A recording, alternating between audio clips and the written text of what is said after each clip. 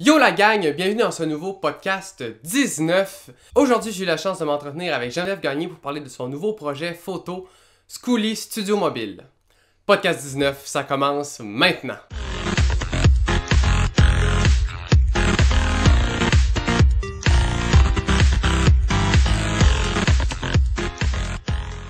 Présentement avec Geneviève Gagné. Et oui, le format n'est pas habituel. N'ayez crainte, on n'est pas en 2 mètres, à 2 mètres, mais c'est ma belle-mère. Donc les règles COVID sont quand même respectées. C'est dans les règles de l'art ce qu'on fait présentement.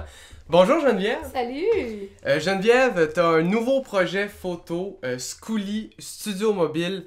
Premièrement, j'aimerais juste parler de le principe de Skooly Mobile, qui est un principe qu'on voit beaucoup sur le web, sur Instagram ou sur Pinterest. Parle-moi un peu, c'est quoi le principe d'un Skooly Mobile?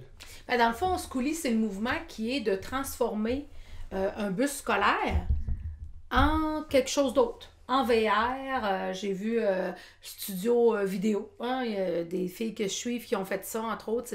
Sont en freelance, puis ils font ça.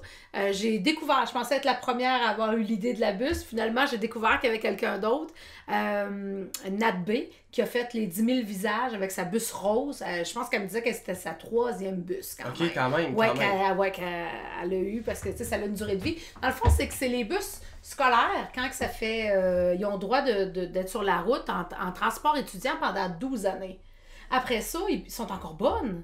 Tu sais, un moteur de bus, c'est fou, ça peut faire 1 million de kilomètres. Okay, Puis ouais. bien souvent, quand ils ont plus le droit de faire du scolaire, ils sont rendus à 250 000, 300 000 kilos. Fait qu'il y a encore beaucoup de possibilités. C'est sûr qu'il y en a qui sont plus attaqués par la rouille, mais en tout cas, ça, c'est toute une autre histoire. Moi, je cherchais, dans le fond, à la base...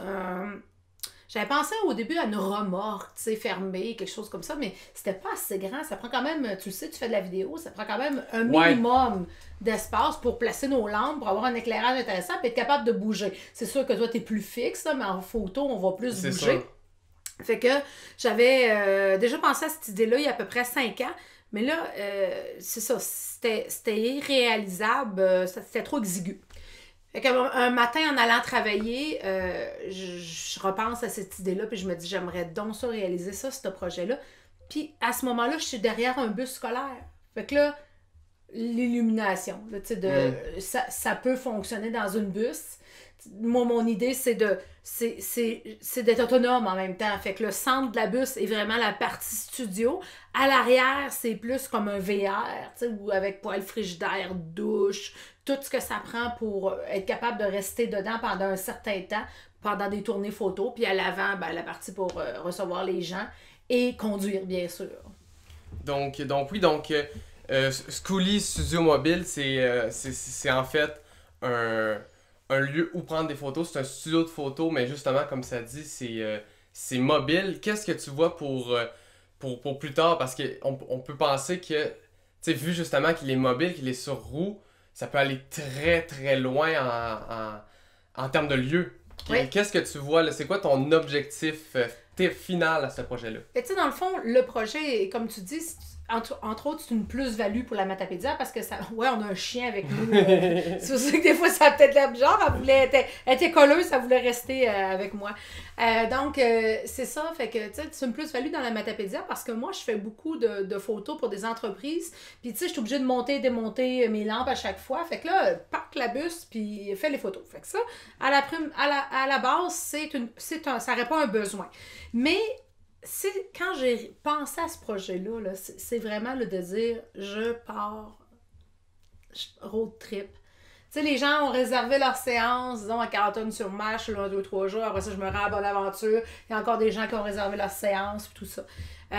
Pour l'été 2021, le projet, c'est vraiment juste la transformation du bus. Parce qu'on est encore en contexte COVID, puis j'imagine qu'on va l'être encore cet été aussi. Fait que c'est de transformer le bus. Parce que ça prend quelques heures et beaucoup d'huile de bras aussi. Donc, transformer le bus. Par contre, les gens qui voudraient vraiment avoir leur séance à l'été puis qui contribuent, ils peuvent le faire, mais on va le faire en extérieur, si la santé publique nous le permet. Là. Ouais. Mais le trip de Skooly, là, c'est vraiment à l'été 2022. Fait que là, été 2022, c'est sûr qu'un été, ça va vite aussi. Ça passe vite. Des fois, on peut avoir tu sais, je vais faire tant de camping, je vais faire tant d'affaires. Puis, tu sais, je veux pas éliminer mon jardin, que j'ai toujours, qui demande des soins, les animaux aussi. Mais mon but, ça serait de faire la Gaspésie, le tour de la Gaspésie avec Scully. Ensuite, Bas-Saint-Laurent. Mais tu sais, Bas-Saint-Laurent, on demeure dedans. Fait que Rimouski, mon joli Rivière-du-Loup, peut-être le Témis, aussi où ce que ma soeur demeure. Puis la Côte-Nord. La Côte-Nord, ça fait longtemps que je rêve d'aller sur la Côte-Nord. J'ai un ami, entre autres, Vital, que tu te connais, que tu as eu comme enseignant, Vital, qui vient de là. Puis, tu sais, je vois les belles photos, je vois les paysages. Ouais, c'est vraiment un beau lieu. C'est vraiment une belle place. Ouais, Havre-Saint-Pierre, puis tout ça. J'ai toujours rêvé d'y aller. Fait que je me dis, bon, est-ce que je prendrais le traversier ou je ferais le tour? Parce qu'on s'entend qu'une bus sur un traversier, ça doit... shifter un peu. Que ça... Mais tu sais, c'est ça. C'est toujours... Puis je vais toujours me déplacer avec un optique aussi de... Tu sais, il faut que je rentre dans mon argent. C'est plate d'être obligé de parler d'argent, là. Mais tu sais, si je me déplace, ben je me déplacerai pas pour une personne à Québec. Je vais me déplacer parce qu'il y a plusieurs personnes qui ont pris. Parce que ce projet-là aussi, c'est...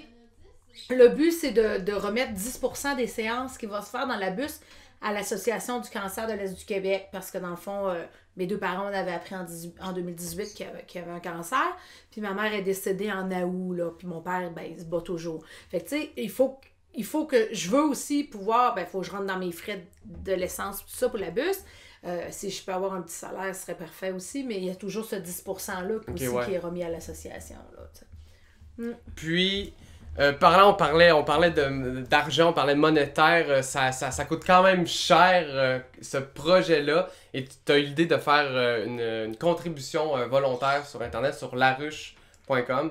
Parle-moi un peu de cette contribution volontaire-là. Ben dans le fond, c'est ça, c'est que à la base, j'avais estimé le projet peut-être à 20 000 $. Puis là, je l'ai diminué. Dans le fond, c'est la partie équipement photo que j'ai diminué.